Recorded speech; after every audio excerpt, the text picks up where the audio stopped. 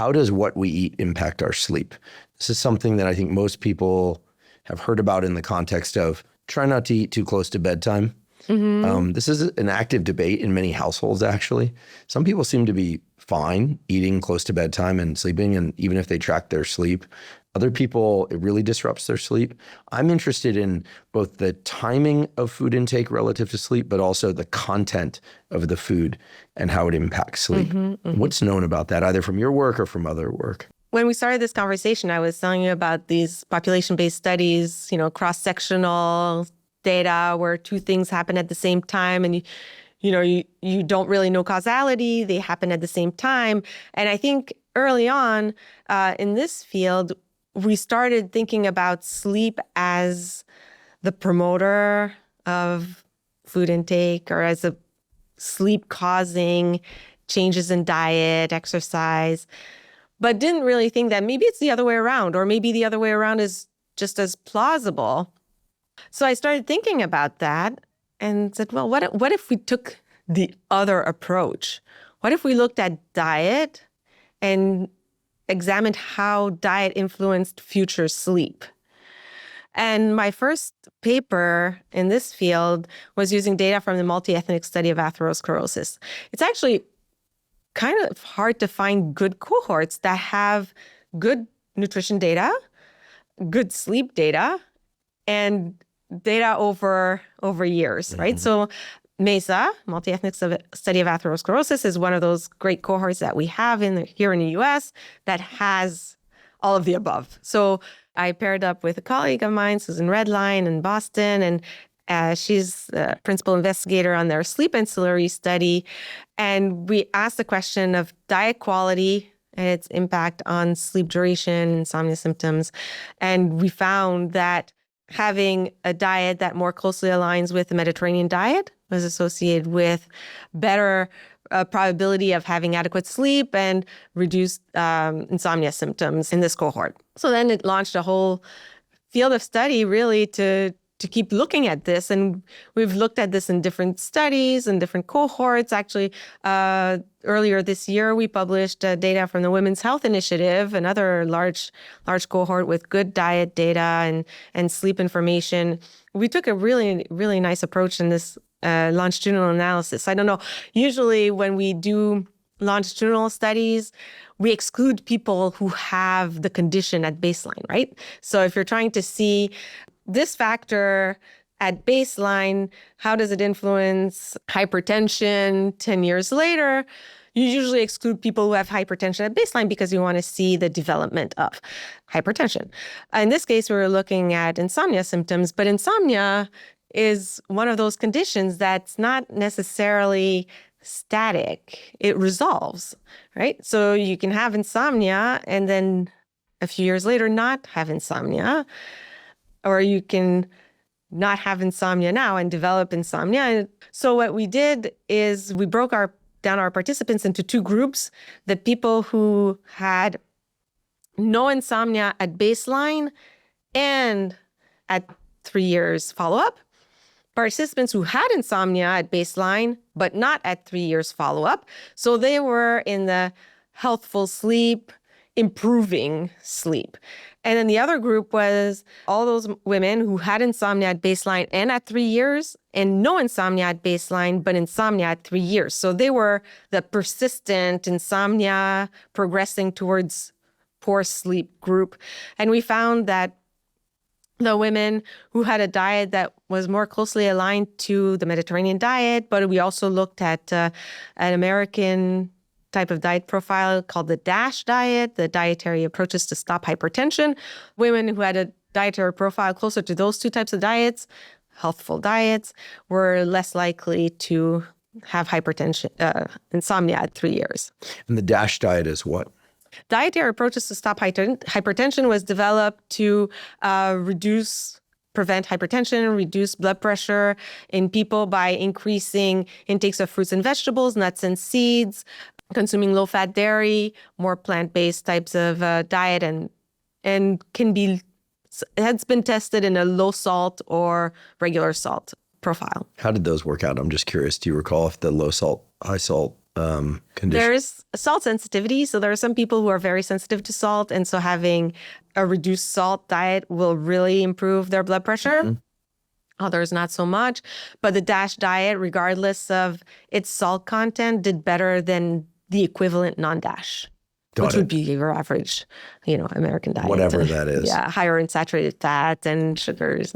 Which seems to be changing now because of the GLPs. I feel like that's, maybe it's a skewed perspective, but I feel like the typical American diet it might not be changing so much in content, but in volume, it seems like people are eating less. Certainly the snack food companies, from what I understand, are struggling. Alcohol companies, that's a different issue, but there's certainly have sales are way, way down. But it just seems like people's appetites are down.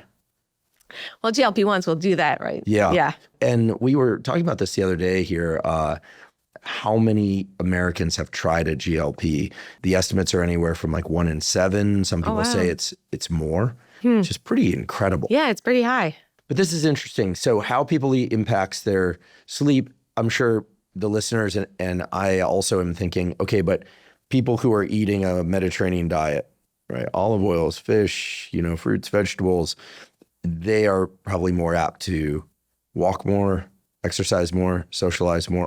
How do you separate out the variables in a study like that? Well, so in population-based studies, we adjust for a bunch of covariates, right? We have all these questionnaires that are given out to people, asking them about their race, occupation, sociodemographic, socioeconomic status, and then we adjust for different illnesses that they may have, depression, physical activity level.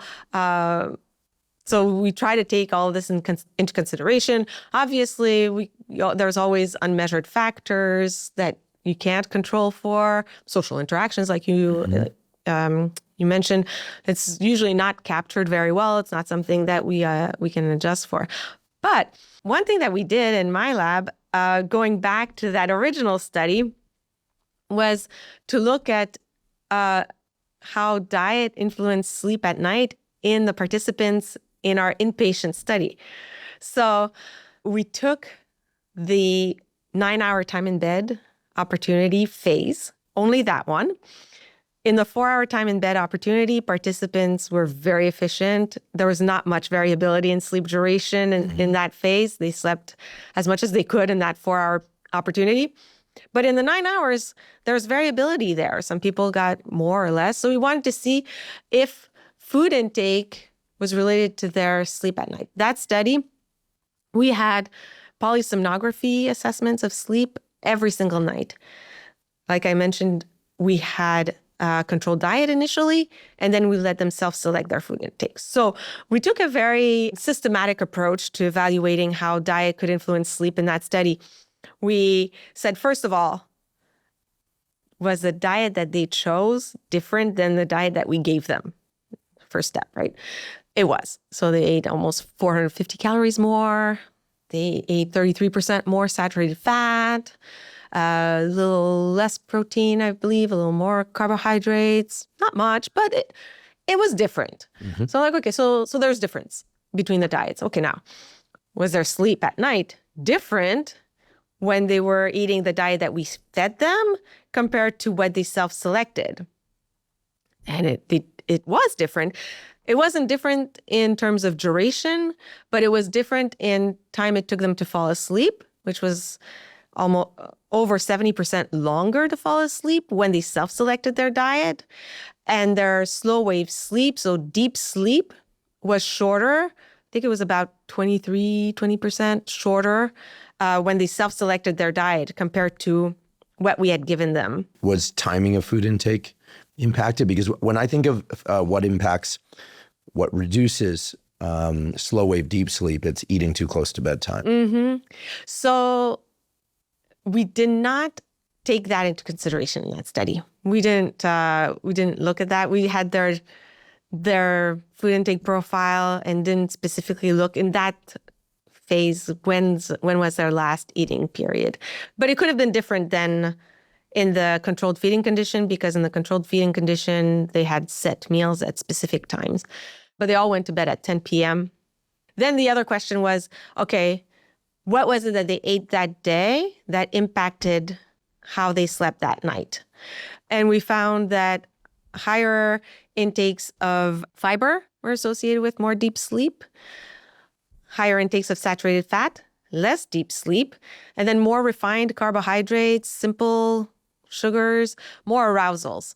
So when we talk about arousals in the context of polysomnography, it doesn't necessarily mean full-on waking up or awakening. It really means going from a deeper to a lighter stage of sleep. So you may still be asleep throughout the night, but you're not getting deep, slow-wave sleep, REM sleep as much as you would otherwise.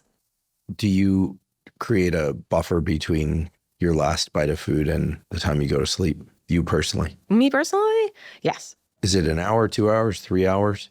I personally like to eat my last meal at least 3 hours before going to bed. Mm-hmm. And I know there's variability there. Different people have different tolerance. You mentioned right before that, some people may be later chronotypes. But what we know is that eating earlier is better overall for cardiometabolic health. Eating earlier is better.